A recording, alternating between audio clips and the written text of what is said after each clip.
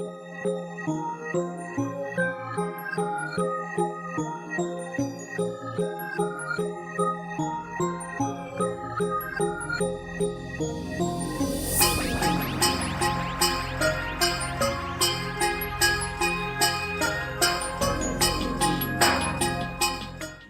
Christmas! To all of our IPYPU constituents all across the world, we wish you the love of Jesus Christ. Merry Christmas. May the Lord God bless you real good. Everyone, did you miss the Black Friday special that we did last month? Well, guess what? We are in the spirit of giving, and what you want to do is register again for our Christmas special. We have opened up registration, so you don't want to miss it this time.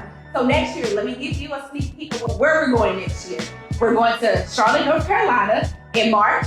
Then we're going to Columbus, Ohio in April to celebrate our 90th anniversary. Next, don't miss the summer convention because I hope to see you there. And lastly, we are going to the New York City area for our Presidents and Leaders Retreat. Don't miss this opportunity. Download the app, visit us on the website, and register today because 2023, prices are going up and things are changing. So I hope to see you there. Merry Christmas and have a wonderful Merry Christmas, everybody. It's your boy, Pastor Kyle Shorty, your IPYPU president, wishing you a very Merry Christmas. Welcome to the 12 Days of Christmas IPYPU style.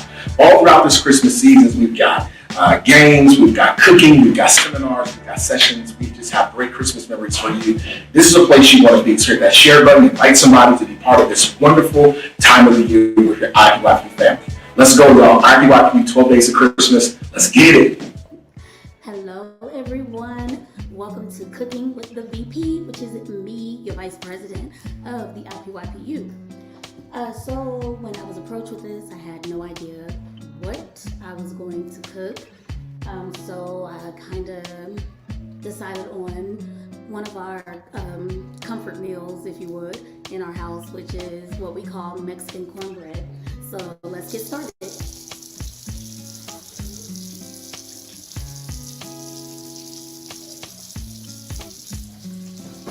Listen, you don't do anything without washing your hands. And y'all, listen, don't mind my daughter. She is my assistant slash photographer slash videographer slash she wanted to be in the video.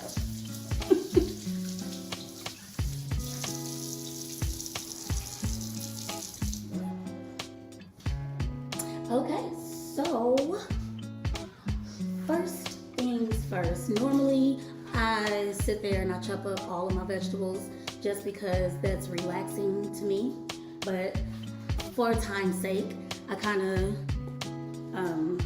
cheated just a little. I'm still gonna cut my peppers just because that's what I like to do. But I mean, whatever store you shop at, you can you can get your onions already chopped up.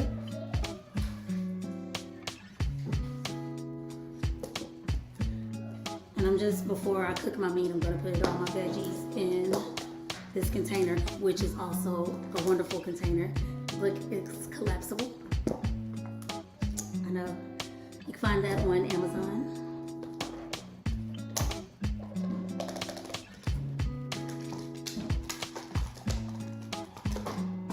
So, just from me cooking early on and all of these things, I've been asked a lot of times what got me into cooking. And honestly, my mother, she got me into cooking because, and I'm not just saying this because she is my mother, also I am saying this because she's my mother, but she is a cook second to none. Now, one thing I have learned from her, and not only her, but working at the church, is we a lot of times don't know how to cook small. Do any of you have that issue? So sometimes we have enough to last for weeks, or we can food save it and come back to it later.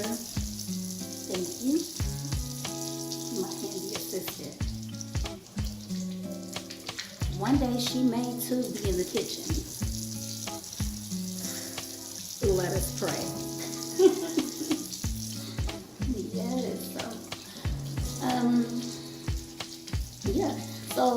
honestly, the first thing that I learned how to make was scrambled eggs in the microwave. And yes, that you can make scrambled eggs in the microwave. I've always loved food, and I've loved how it was prepared. But younger, my mom, she used to tease me, say that I always wanted to eat, especially right after I ate the first time. And so she told me, she was like, listen, if you're gonna keep wanting to eat all of these times, you're gonna have to learn how to cook. So that's what I did. I learned how to cook. After that, I learned how to make green beans, and it just kind of all took off from there. Could you grab me a trash can?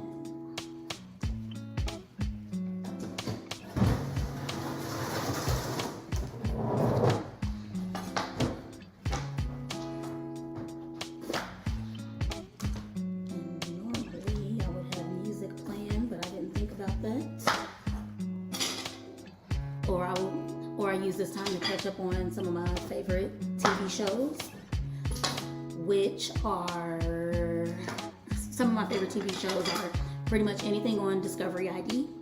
I like to watch the Forensic Files and all of that.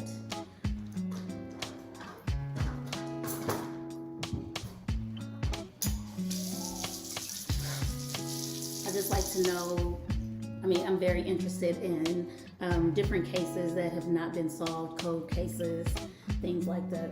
It's just very interesting to me, and not only interesting, but it also helps me stay aware in different situations.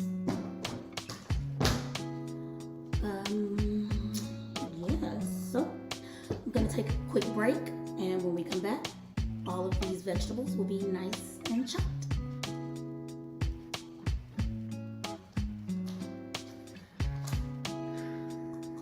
You want to stop? Oh.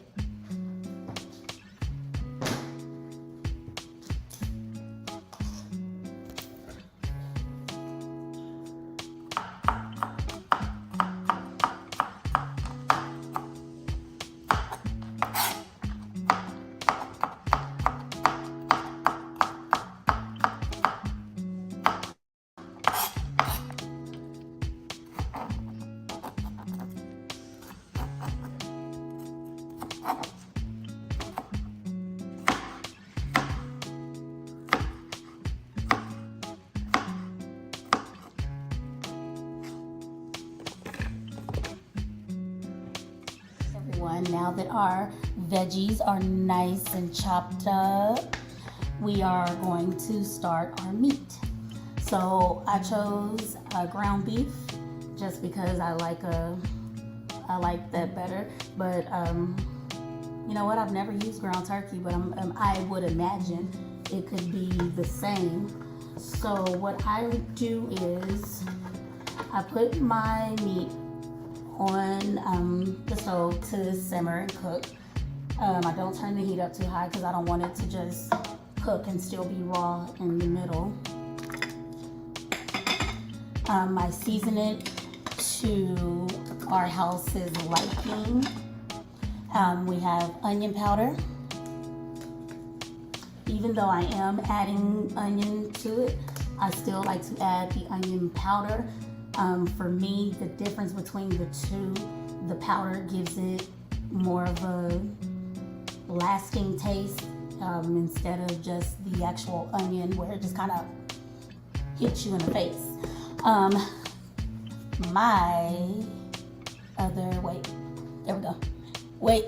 There we go. Garlic powder. In my family, there is no such thing as too much garlic. I don't know about you, but in my house, we love garlic. Also, since this is the Mexican cornbread, as we call it, I personally like to add some of the taco seasoning in it. It just gives it more of the flavor that it's supposed to have. And it also keeps you from using a lot of salt, because I do not like to use a lot of salt. One, I like other flavors than salt, because salt just is salty, you know? And then I also like to use nature seasoning. And it's really kind of redundant, because it's kind of like the same flavors over and over. But Nature's has some other stuff in it. I don't even know, because I've never taken the time to read the ingredients. But at the same time, it's still, I mean, I like it. And I mix all of that. And I add my vegetables kind of last, because I don't like mushy peppers and onions. I like for them to still kind of have some firmness to it. So I normally just stir this up and get the seasoning mixed in it. And once I get all of that done, I normally mix up the cornbread, and then once the cornbread is mixed, I'll throw in the vegetables. So I'm gonna take yet another snap too, and when we get to the cornbread, I'll see you again.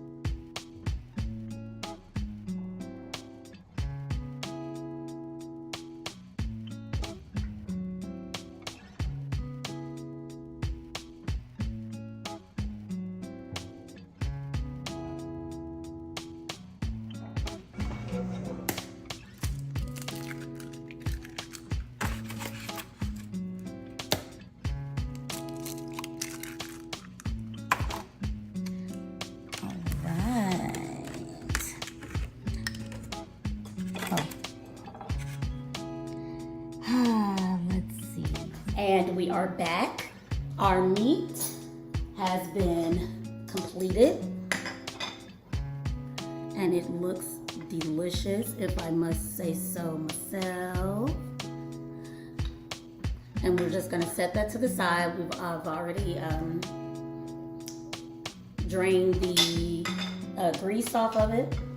And now a step that I did forget to tell you earlier, because the whole thing is gonna be cornbread, mixture cornbread. So I like to cook the cornbread, the bottom layer of cornbread first before putting in the cheese and the mixture. That way I can be sure that the bottom will be done and it won't be doughy by the time everything is supposed to be finished. So if you just bake your cornbread just a little, the bottom layer, it'll look like that. So not completely done, but you can tell that it is finished. This is one of my favorite parts because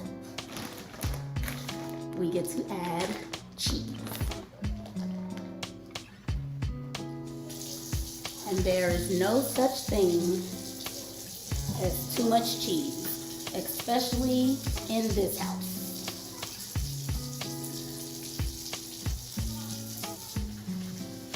And you will also notice that I clean as I go, because that is the easiest way, one, to keep your kitchen clean, and two, to be less tired once you're finished cooking.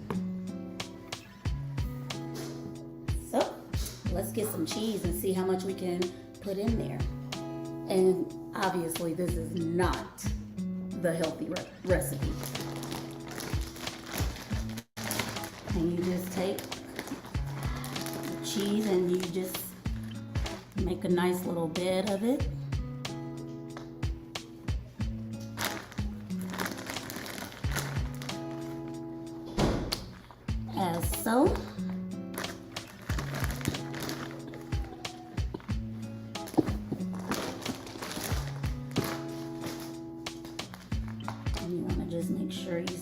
it kind of evenly. That way,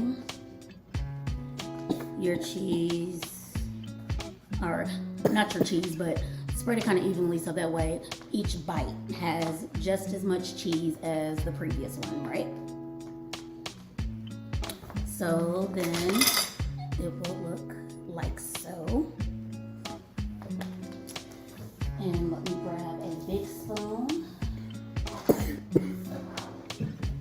because then you will put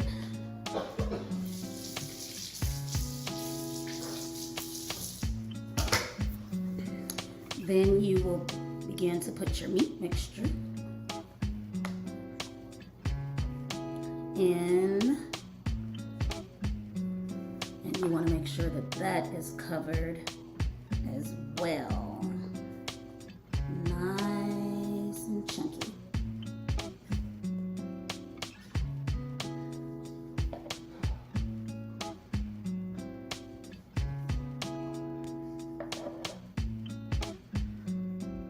Right.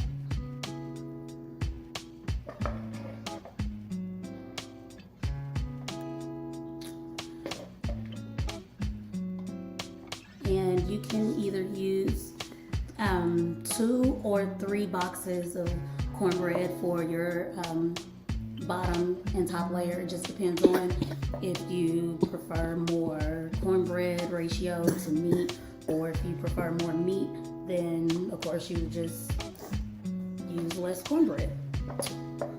But there is no right or wrong way. You just have to make it according to your household, right? And as you can see, I have made way more meat than I need. Why? Because I told you earlier, you just don't know how to cook small. So what I'll end up doing with that meat is just vacuum sealing it and food saving it. And I'll probably even do it in small bags. That way I can use it for different things. Maybe we'll have taco night and just thaw out a little meat for that, or we may make this again in a couple of weeks, and then I already have my meat made, so I don't have to make that again. So it all works out. And of course, you go back and get what? More cheese. Because cheese just makes everything better.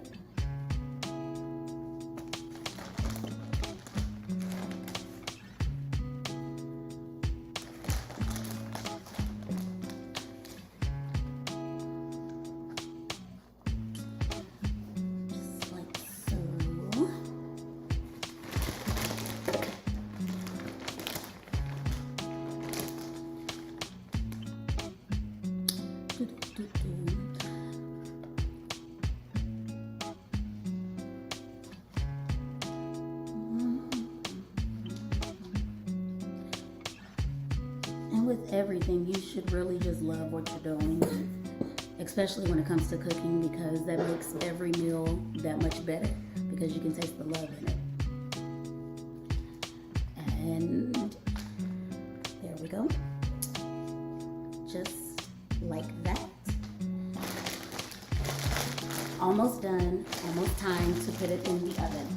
But right now we're going to set all the other ingredients to the side.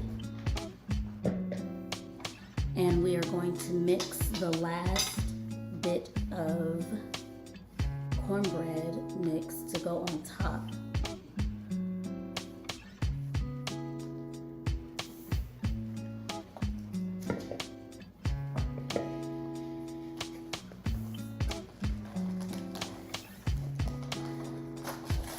And because of my daughter today, she gave me the measuring cup, because normally I just pour and just whisk until it gets to the consistency that I prefer. So, thank you, Zaria. She's like, Mama, do it right. So, I shall do it right. Probably should have had this pre-opened, but you know, here we are. Y'all get to see cooking with the VP, struggling opening boxes with the VP. Y'all gonna feel like y'all cousins with me in a minute.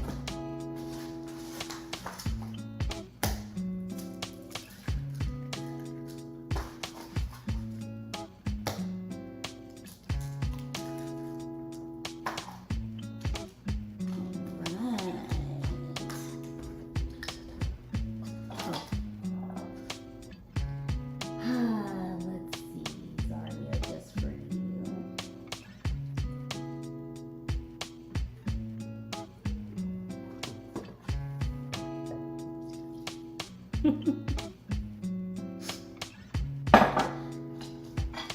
we'll just give that a little mix as such.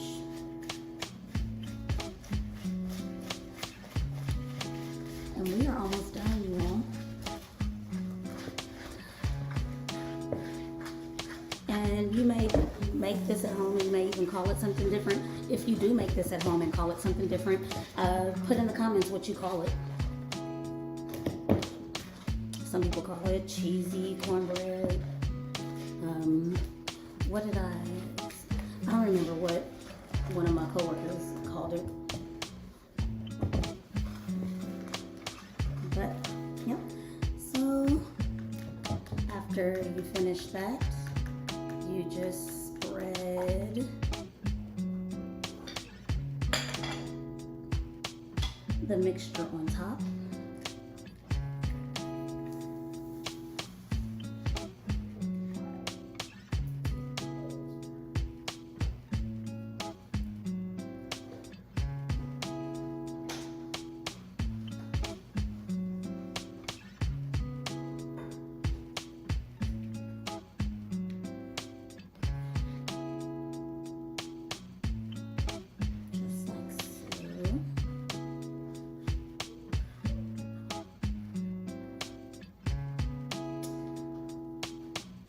I really hope they put music to this because I promise you I forgot. And shout out to the editors. Appreciate you. Make sure you got my good side. But I just kind of easily spread that across. This is like the most difficult part of the whole process just because I don't think cornbread is meant to be spread, but again,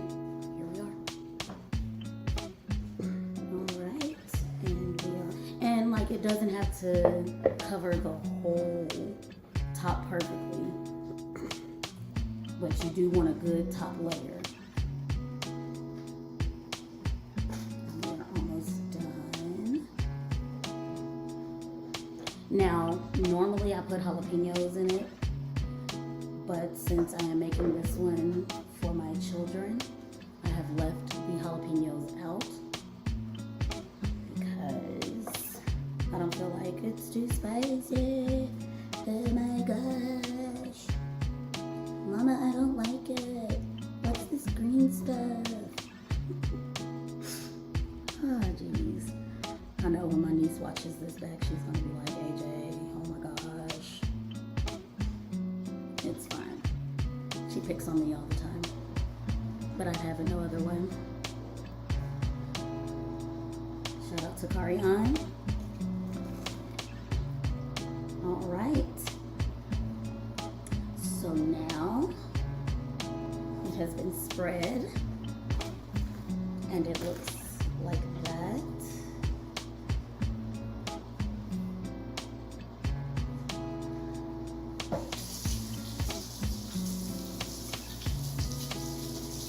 I do one final, and this is really just for presentation because it won't make or break the casserole or Mexican cornbread at all.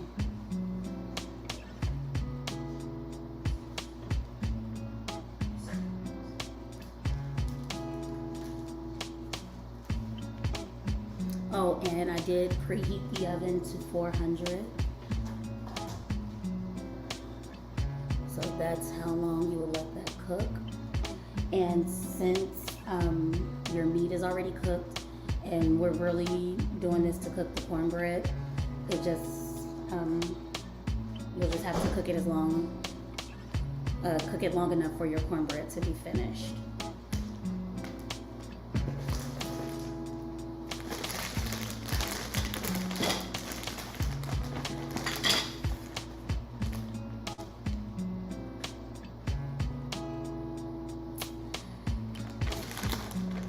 And when I see you all again, we shall be cutting into it and tasting and see how it turned out.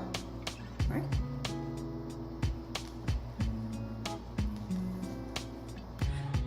So this is what it looks like when you pull it out the oven. And you always want to make sure that it's done all the way.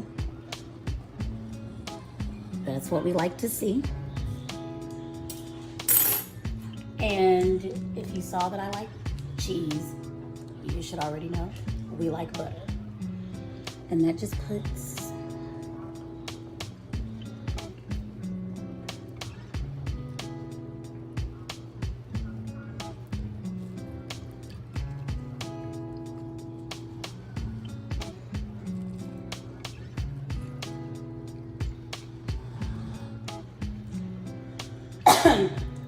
puts extra touches on it. And then you are all ready to dig in and eat. And here is the finished product. Mexican cornbread.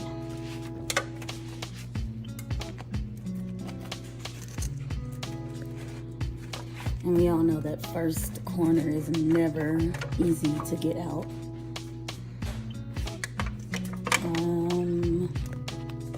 The struggle is real, y'all. Over here struggling. Oh, look at that. Oh no. Cheesy.